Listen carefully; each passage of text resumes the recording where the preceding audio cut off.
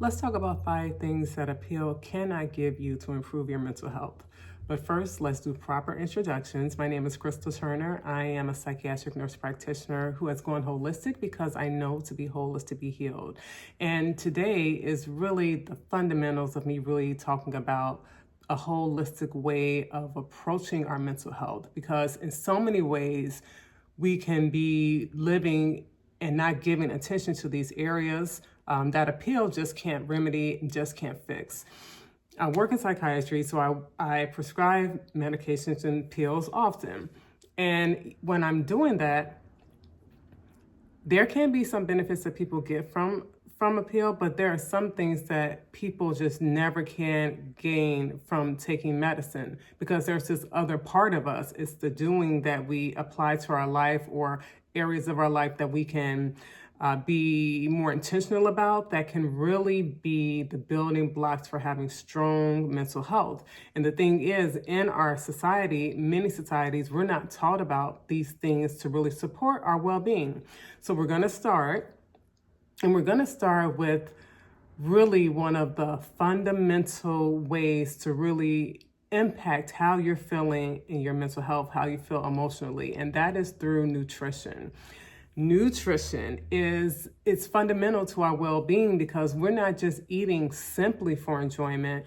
When we're eating, we can also be intentional, knowing that there are some foods that are toxic to our body, but there are so many foods that actually provide nutrients to our cells, to our system, so that our system can work in ways that are so miraculous on the inside. When I've learned about how our body works internally, it made me recognize that this body that we have is truly a genius, but we also have to play the role in supporting it to be at its best, most optimal self. So when we talk about the gut, it's also referred to as the second brain. And it's referred to that because it has such an impact on our emotional well-being and our mental health, the way that it can help to support our mental health. It does so much and has so many chemicals in the gut that the brain has, even more of those chemicals that support our mental health. And so if you even think about terms like having butterflies in your stomach, or if you've experienced having butterflies in your stomach, it shows that there's this direct connection with the way you feel emotionally and how you feel in your gut. You know, when you're feeling nervous, you typically feel this term butterflies in your stomach, because there is such a strong connection. So if we flip that and we give our gut really nourishing foods that really help our gut, it will also impact how we feel mentally, emotionally, in our mental health. One of the things that our gut also is important, has an important role in, is bringing balance. So when we have gut dysbiosis, which is imbalances in our gut, we end up having things like inflammation and being more prone to disease, because inflammation and infection are the doorway for most diseases to come into our system. So when we are having a healthier gut and we decrease inflammation, we really help our brain. Because if we are experiencing inflammation in our body, let's just say in our joints, there's a strong possibility that there's some inflammation also happening in your brain. And if there's inflammation in the brain, we're definitely going to see that play out in our mental health. Also, exercise is something that a pill can never provide us. Now, what a pill has done for some people, especially someone who's dealing with depression, is giving them the motivation and the drive to get up, to go exercise. Because for a lot of people, when they're dealing with depression, there is a lack of motivation, a lack of drive, a lack of enjoyment in things that you may have really enjoyed in the past. So a pill may give someone that boost or that drive to be able to do a thing, but medicine and a pill could never benefit the body with what exercise does. Exercise helps to get our blood flowing. It helps to get our body in movement and in motion. It helps to release endorphins in our brain that support positive mental well-being and good mood and less anxiety. It really helps to support those parts of us. And we feel accomplished when we've gotten exercise. Many people, when they get exercise, they actually have more energy after that, which is really what we're looking for from the pill that we may be taking. So it's not to knock pills for anyone. If anyone's taking medication, I would not want you to feel bad at all about this. I want you to feel empowered to know that in addition to what you're doing, there could be other things that you implement into your life that may make it where this is not necessary. That's something you would talk to your provider about. But it's always been rewarding to me when I've had a patient who's come to me on medications, and before we switch anything with medications, we address these areas that I'm talking about, and they saw a difference. They were impacted by that, and it showed them that it was more than medicine. It was more than a pill, more than that type of medicine. It was these other lifestyle medicines that we're able to have control over applying to our everyday life that really has been the goal for many people in being able to see a change and a really good feeling that they are able to control what it is that they're feeling. What is something else that a pill could never do for you to improve your mental health or your mental well-being? And that would be provide you with supportive connections. I can never take a pill and somehow that bring about supportive connections for me. But supportive connections are something that's so empowering in our mental health, to have these connections. And an example of how important connection is if you look culturally at cultures where they function more as the group. They are big on the group, they're big on community. And if you were to compare them to cultures where they're more individualistic, meaning they're more by themselves, they do things on their own more.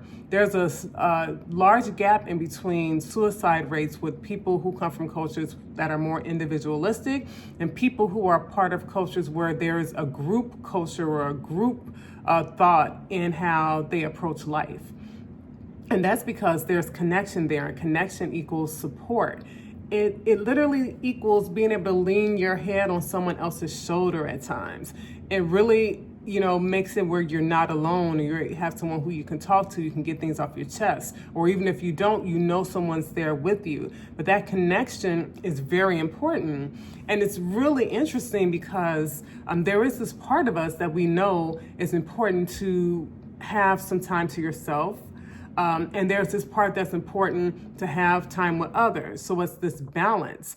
You need to be able to have a connection with self, a love for self, a reliance on self to a degree, because you are responsible for your life. But this other part of having balance where you do have support systems that are positive really helps to bring about benefit too. So it's like having two truths or just being two parts of a truth to make a whole, that there takes balance in things. It's not all or nothing. Being too reliant on a person or people and not relying on yourself could be a codependent type of relationship, and that's not healthy. And being too independent and not wanting help from anyone else can leave you to have stress and not have support, which could lead to a lot of depression, because that could be isolating. So knowing the two, but understanding that the pill or a pill can't give you anything when it comes to connection. So this is a power play in our life. Who are your connections? Do you have positive connections? Even if you don't have people around you, do you have things that you listen to that provide you support? I love Infinite Waters. It still is one of my very favorite channels to dive into with Ralph Smart, because he's so positive for me and that aligns with my spirit. I love Dr. Bruce Lipton because he talks about so much about the power of our belief system. I love Dr. Joe Dispenza because he really talks about rewiring the brain. And so even in those types of connections, even though I wouldn't recommend only having those types of connections, but there is still power in connection this way too, when it's supportive and it's positive and it's giving you insight and it's giving you knowledge. And then you have the physical support of positive connections where there are people that you may know more personally who have been a support. And this could even be group support, group therapies that could be supportive as well. 5 things that a pill can never give you to help your mental health. Number 4 would be stress management. So a pill can never manage your stress per se. It is up to us to actually manage the stressors that we have in our life. A pill might help you to tolerate stressors a little bit more in one way, but they can't get rid of the stress. One of the things we want to really look at is how can we minimize stress, alter stress, get rid of stress in the areas where we can, because then we don't have to be as dependent on other things to manage our emotions, because we understand the emotions that we're having from the stress are because of the stress. So where is the stress coming from? So being able to manage stress is so important. Stress really can be so impactful to our whole system. Hormonally, it can be so impactful. And then also having hormones that are unbalanced can impact our stress and how we tolerate stress. So there are other ways that we can look at and how we tolerate stress and what's causing our stress. And there are people who deal with stress, and when we deal with stress, we end up causing higher levels of the hormone cortisol in our body. So when cortisol is up, we are more wired, and it just precipitates how we feel in stressful situations. There are some people who, when we track cortisol levels, which is the stress hormone, over the course of the day, some people could have cortisol levels that are balanced throughout the day, and some people could have cortisol levels that are all over the place throughout the day, and they impact how we feel. They impact so much in our body, and there are other hormones that could do that too. So I'm saying this to say that when we are dealing with stress, there are reasons for our stress. If it's physical reasons, actual situations that are happening in our life that are causing our stress, or if there is something internally going on in our body that is literally having us more wired, that impact how we deal with stress and how we feel. So it's empowering to know that these are areas that we can shift and change and get better. And a pill could never do that for us. A pill could never do that for us. So the fifth cause of mental health issues that a pill can never fix is our sleep. There's caveat to this one, because there certainly are people who take a pill for sleep and it helps their sleep. There's some people who have taken all types of pills for sleep and it doesn't help their sleep. But there are many people who a pill can help them sleep, but the quality of their sleep and the issue behind why they're not sleeping, a pill can't resolve. So what this means is then many people become dependent on a sleeping pill, because when they don't take the sleeping pill, the issue of having trouble sleeping is right there and it comes right back. And then when you take the sleeping pill, then you sleep better. So we're talking about a holistic approach where we're not dependent on a pill that could possibly have side effects to be able to fix one thing, but then cause complications in another thing. So we're talking about how can we approach how to have sleep from a harmonious place, meaning that when things are more harmonious, that we sleep better.